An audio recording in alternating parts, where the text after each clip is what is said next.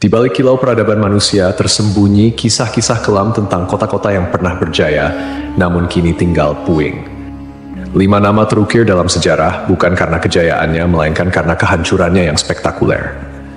Kota-kota ini, yang konon dikutuk oleh Sang Pencipta, menjadi pengingat abadi akan batas antara kehendak manusia dan murka ilahi. Dari debu dan abu, kisah mereka berbisik, memperingatkan generasi mendatang tentang harga yang harus dibayar atas pembangkangan dan dosa. Mari kita telusuri jejak kota terkutuk ini, yang nasibnya telah diputuskan oleh tangan Tuhan sendiri. 1. Pompei. Pompei adalah sebuah kota kuno yang terletak di wilayah Campania, Italia. Kota ini memiliki sejarah panjang yang dimulai jauh sebelum kehancurannya secara tragis pada tahun 79 Masehi. Pompei telah berdiri sejak abad ke-7 sebelum Masehi oleh suku Ossi. Awalnya, Pompei merupakan sebuah pemukiman kecil yang kemudian berkembang menjadi kota pelabuhan penting di wilayah Napoli. Pompei pun berkembang menjadi kota yang besar pada masanya. Kota ini juga dikenal yang jauh lebih subur daripada tempat lain, karena Pompei terletak di kaki Gunung Vesuvius, sebuah gunung berapi purba yang merupakan satu-satunya gunung berapi aktif di Eropa. Para petani di kota ini banyak yang menanam anggur dan zaitun. Kesuburan tanah ini merupakan salah satu faktor utama yang mendorong pertumbuhan dan kemakmuran Pompei selama berabad-abad. Meskipun Gunung Vesuvius telah lama menjadi bagian dari lanskap kota Pompei, penduduk kota tampaknya tidak menyadari bahaya yang kelak akan ditimbulkannya. Gunung Vesuvius diketahui telah tidak aktif selama berabad-abad, dan pengetahuan vulkanologi pada masa itu masih sangat terbatas. Kota Pompei merupakan bagian dari wilayah kekuasaan Romawi kuno. Banyak dari masyarakatnya merupakan keturunan Romawi, dan di seluruh wilayah Kekaisaran Romawi kuno, praktik prostitusi memang dilegalkan. Namun Pompei menawarkan sesuatu yang lebih. Diperkirakan ada 35 rumah bordil yang tersebar di kota ini. Di Pompei ada beberapa lupanar, dengan yang paling terkenal disebut Lupanar Grande, yang merupakan satu-satunya rumah bordil besar yang ditemukan di sana. Kata lupanare sendiri berasal dari kata Latin lupa, yang berarti serigala betina, istilah yang juga digunakan untuk para pelacur pada zaman itu. Di dalam Lupanar Grande, ditemukan kamar-kamar kecil dengan lukisan erotis di dinding, yang kemungkinan besar digunakan sebagai semacam menu untuk layanan yang ditawarkan di sana. Rumah bordil ini memiliki 2 lantai. Lantai pertama diperuntukkan bagi kelas bawah, sedangkan lantai kedua digunakan oleh pelanggan kelas atas. Jumlah yang tergolong banyak mengingat Pompei hanya seluas 12 km² dengan populasi sekitar 11.000 orang. Untuk menuju rumah bordil, jalanan di Pompei diberi petunjuk arah berupa pahatan falus alat kelamin laki-laki, sebuah tanda untuk membantu orang asing yang mungkin mabuk berat atau tidak bisa berbicara bahasa lokal. Praktik prostitusi biasanya dilakukan oleh para budak yang memasang tarif sangat murah. Bahkan tarif di Pompei jauh lebih murah daripada di wilayah Kekaisaran Romawi lainnya. Dengan membayar setara harga seperempat gelas anggur, setiap laki-laki yang datang ke Pompei sudah bisa memesan pelacur. Pada salah satu dinding aula, ditemukan tulisan yang artinya, "Jika Anda mencari pelukan manis di kota ini, semua gadis di sini tersedia." Hubungan seksual yang diwajarkan tidak hanya terjadi antara laki-laki dan perempuan saja.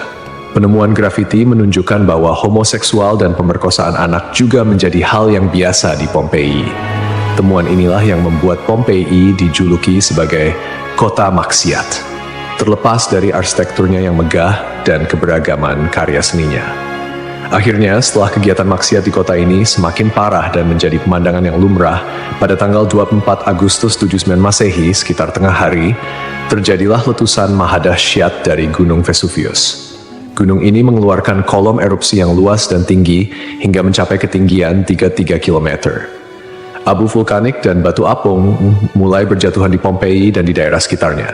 Tebalnya erupsi menyebabkan kegelapan di siang hari dan membuat orang-orang kesulitan untuk bernapas, sehingga penduduk Pompei banyak yang tidak sanggup melarikan diri. Kemudian pada malam hari, letusan mencapai puncaknya. Serangkaian awan panas yang mematikan mulai menyapu kota dengan kecepatan tinggi dan membunuh siapapun di kota tersebut. Meskipun sulit untuk memastikan jumlah korban jiwa yang tepat, diperkirakan ada sekitar 2.000 orang yang tewas di kota Pompei, meskipun banyak juga yang berhasil melarikan diri pada tahap awal erupsi. Namun, mereka yang tertinggal atau terlambat melarikan diri menghadapi nasib yang sangat mengerikan. Kota maksiat ini hancur lebur bersama 500 tahun. Setelah sekian lama, Pompei ditemukan kembali pada abad ke-14 dan penggalian yang dilakukan mengungkapkan banyak artefak serta mumi-mumi yang terkubur di bawah abu vulkanik. Pompei kini menjadi simbol peringatan akan bahaya dari keangkuhan dan dosa manusia.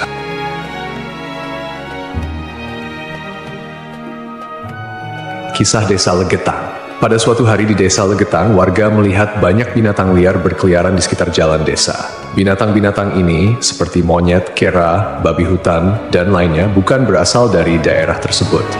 Setelah diselidiki, ternyata hewan-hewan ini berasal dari Gunung Pengamun-Amun, yang berada agak jauh dari Desa Legetang.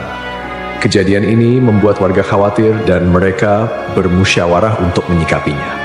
Mereka menyimpulkan bahwa turunnya hewan-hewan dari gunung adalah pertanda akan terjadinya musibah besar. Kepercayaan lokal yang menyatakan bahwa hewan bisa merasakan bencana sebelum terjadi mendorong warga Desa Legetang untuk bertindak cepat.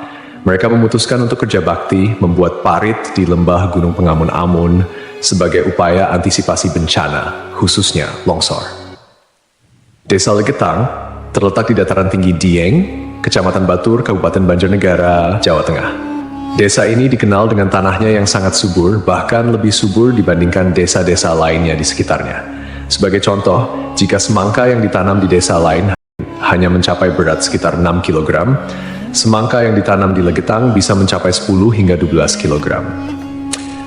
Setelah parit selesai dibuat, kehidupan di desa kembali normal. Desa Legetang adalah desa yang makmur, hanya sedikit orang miskin di sana. Banyak saudagar kaya yang hidup mewah dan uang sering dihamburkan untuk hiburan.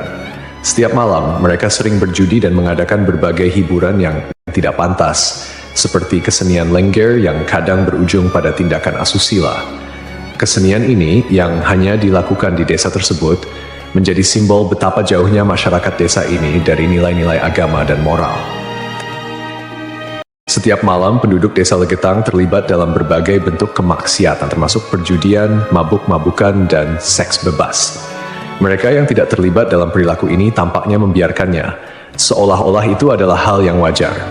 Beberapa sumber melaporkan bahwa tingkat kemaksiatan di desa ini sangat tinggi, dengan beberapa laporan ekstrem seperti hubungan seksual antara anak dan ibu kandung. Desa Legetang mengalami hujan yang sangat lebat. Cuaca ekstrem ini disertai dengan petir yang menyambar-nyambar dan suara guntur yang menggelegar di langit yang gelap. Tiba-tiba, terdengar suara ledakan yang sangat keras yang dapat didengar hingga ke desa-desa di sekitarnya. Bukan paginya, setelah badai reda, penduduk desa-desa tetangga terkejut mendapati bahwa Desa Legetang telah tertimbun tanah dari puncak Gunung Pengamun-Amun.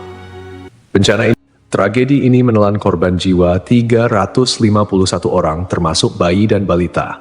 Hanya satu orang yang berhasil selamat, yaitu seorang pemuda bernama Suhuri yang sedang berada di luar desa saat kejadian. Secara logika, sulit untuk memahami bagaimana Desa Legetang bisa tertimpa longsoran dari puncak gunung yang jauh dan terpisah oleh lembah serta perkebunan. Penduduk desa telah membuat parit sebagai antisipasi terhadap longsor, tetapi bencana ini tampaknya melibatkan fenomena yang tidak bisa dijelaskan dengan mudah. Ada yang berpendapat bahwa kejadian ini adalah azab dari Allah, karena tidak dapat dipahami secara rasional. Ashabul Ras. Ashabul Ras adalah sebuah kaum yang hidup pada zaman dahulu. Kisah mereka disebutkan dalam Al-Quran sebagai salah satu kaum yang mendapat azab dari Allah Subhanahu wa Ta'ala. Nama Ashabul Ras secara harfiah berarti penghuni sumur atau pemilik sumur. Mereka tinggal di sebuah wilayah yang kini diperkirakan berada di antara Yamamah dan Hadramaut di Jazirah Arab. Kehidupan Ashabul Ras sangat bergantung pada sebuah sumur besar yang menjadi sumber air utama. Tidak hanya menjadi pusat kehidupan, tetapi juga menjadi simbol kemakmuran dan identitas kaum tersebut.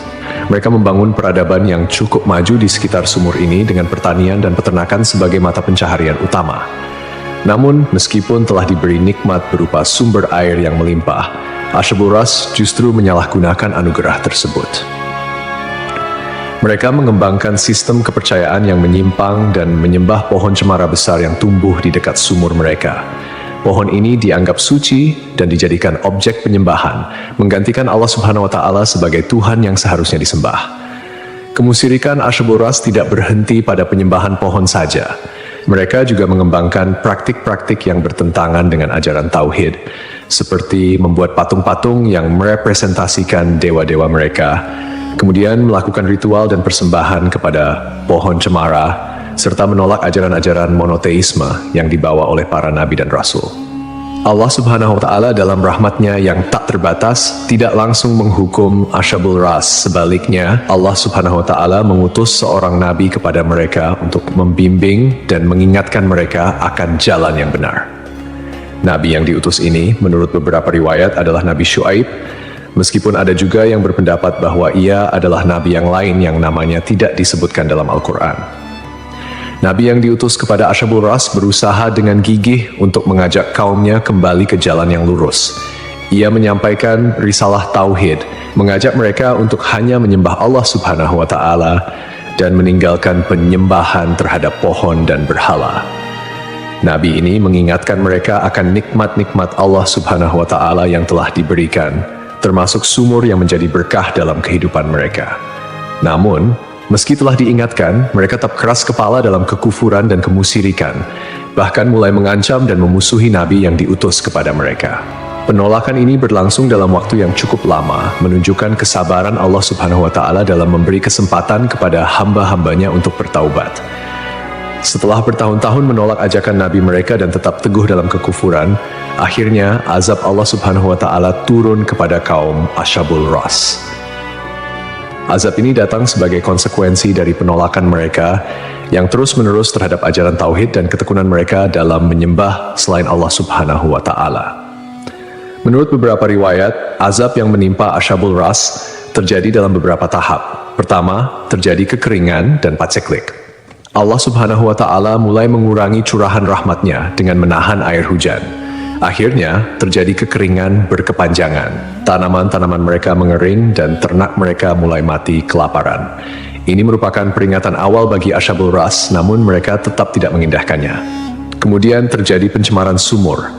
Sumur yang menjadi sumber kehidupan mereka tiba-tiba tercemar. Airnya berubah warna, berbau busuk, dan tidak layak dikonsumsi. Hal ini menyebabkan krisis air yang parah di kalangan Asyabul Ras. Lalu datanglah gempa bumi. Sebuah gempa dahsyat mengguncang wilayah tempat tinggal Asyabul Ras. Gempa ini menghancurkan bangunan-bangunan dan infrastruktur yang telah mereka bangun selama bertahun-tahun.